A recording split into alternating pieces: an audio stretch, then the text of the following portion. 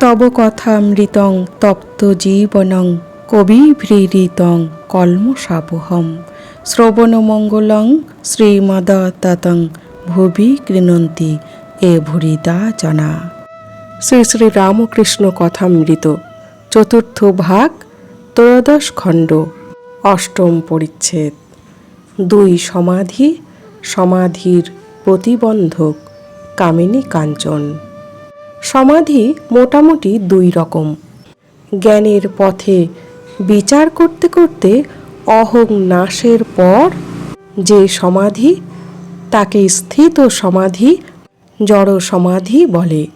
ভক্তিপথের সমাধিকে ভাব সমাধি বলে। এতে সম্ভোগের জন্য, আস্বাদনের জন্য রেখার মতো একটু অহং থাকে। কামিনী কাঞ্চনে আসক্তি থাকলে এসব ধারণা হয় না। তাহলে ঠাকুর খুব সুন্দর একটি কথা বলছেন, জড় সমাধি ও ভাব সমাধির ব্যাখ্যা দিচ্ছেন।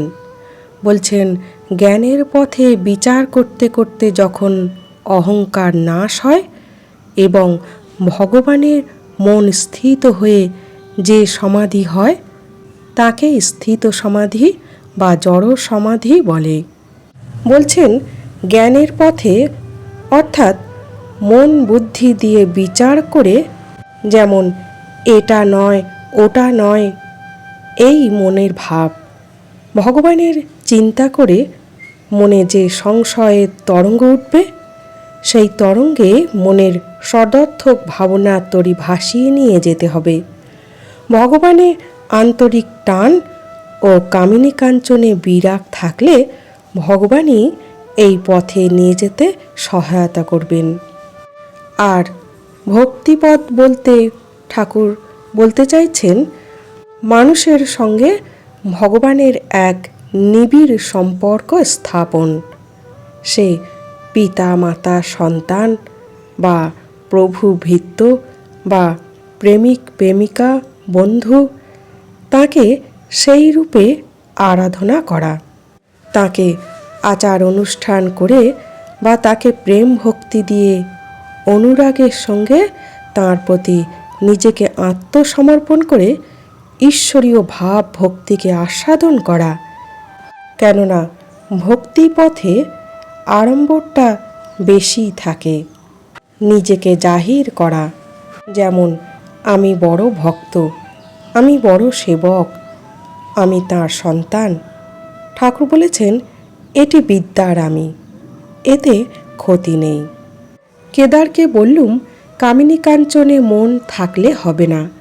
ইচ্ছা হলো একবার তার বুকে হাত বুলিয়ে দিই, কিন্তু পারলাম না। ভিতরে অঙ্কট বঙ্কট, ঘরে বিষ্ঠার গন্ধ, ঢুকতে পারলাম না। সংসারে আসক্তি, কামিনী কাঞ্চনে আসক্তি থাকলে হবে না। তাহলে ঠাকুর কেদারকে উপদেশ দিচ্ছেন যে কামিনী কাঞ্চনে মন থাকলে একেবারেই হবে না। কামিনী কাঞ্চন থেকে মন একেবারে তুলে নিতে হবে। ঠাকুরের ইচ্ছা হলো তার বুকে একটু হাত বুলিয়ে দিই, কিন্তু তিনি পারলেন না। কেননা তার ভিতরে বিষয়ের মলিনতা ঠাকুর দেখতে পেলেন। শুদ্ধ পবিত্র মন না হলে গুরুও কৃপা করেন না। তাই ঠাকুর বলছেন, ঘরে বিষ্ঠার গন্ধ, ঢুকতে পারলাম না। তাকে পেতে গেলে মন থেকে সব কিছু ত্যাগ এবং বৈরাগ্য আনতে হবে, তাহলেই তিনি কৃপা করবেন।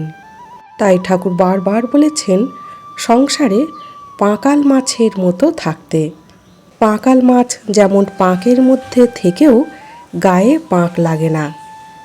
আমরা সংসারে থাকব, কিন্তু সংসারের প্রতি আসক্তি একেবারে থাকবে না।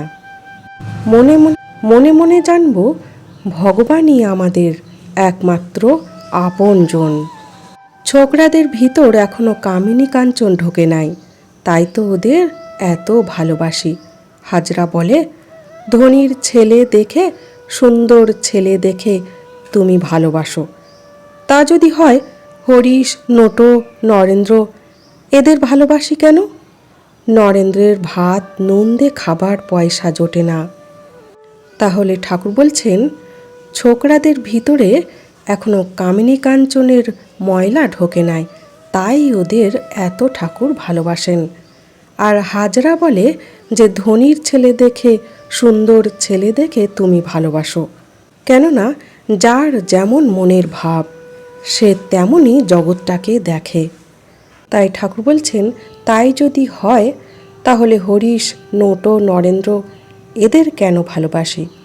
এদের তো ভাত নুন দিয়ে খাবার পয়সা জোটে না। ছোকরাদের ভিতর বিষয় বুদ্ধি এখনও ঢোকে নাই, তাই অন্তর এত শুদ্ধ। আর অনেকেই নিত্য সিদ্ধ, জন্ম থেকেই ঈশ্বরের দিকে টান। যেমন বাগান একটা কিনেছ, পরিষ্কার করতে করতে এক জায়গায় বসানো জলের কল পাওয়া গেল। একবারে জল কল কল করে বেরুচ্ছে। তাহলে ঠাকুর বলছেন, ছোকরাদের ভিতরে এখনো বিষয় বুদ্ধি আসেনি, তাই ওদের অন্তর এত শুদ্ধ। আর অন্তর শুদ্ধ পরিষ্কার বলেই ভগবানকে সহজে চিনতে পারছে।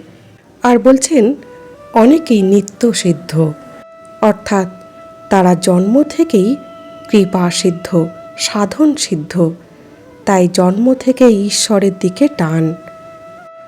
তাই উদাহরণস্বরূপ ঠাকুর বলছেন, যেমন বাগান একটা কিনেছ, আর বাগানটি পরিষ্কার করতে করতে হঠাৎ একটি জলের কল পাওয়া গেল, আর একটু পরিষ্কার করতেই সেই জলের কল থেকে কল কল করে জল বেরুচ্ছে। তার জন্যে বেশি কিছু করতে হলো না। অর্থাৎ জলস্বরূপ ভগবানের ভাব তাদের ভিতরে সমৃদ্ধ ছিল। ভগবানের নাম করাতে সেই জলস্বরূপ ভগবানের ভাব কলকল করে বেরুতে থাকছে। এটি ঠাকুর বোঝাতে চাইছেন। অর্থাৎ পূর্বজন্মের সংস্কার, পূর্বজন্মের সংস্কার আছে বলে ভগবানকে এত ভালোবাসতে পারছে। আজ এই পর্যন্ত। জয় ঠাকুর, জয় মা।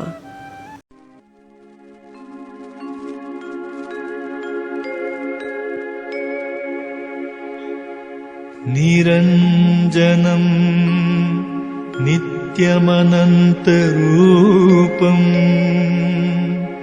ভক্তানুকম্পা ধৃতবিগ্রহম বৈ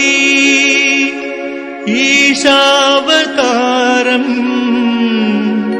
পরমীশমিদ্যম तं रामकृष्णं शिरसा नमामि।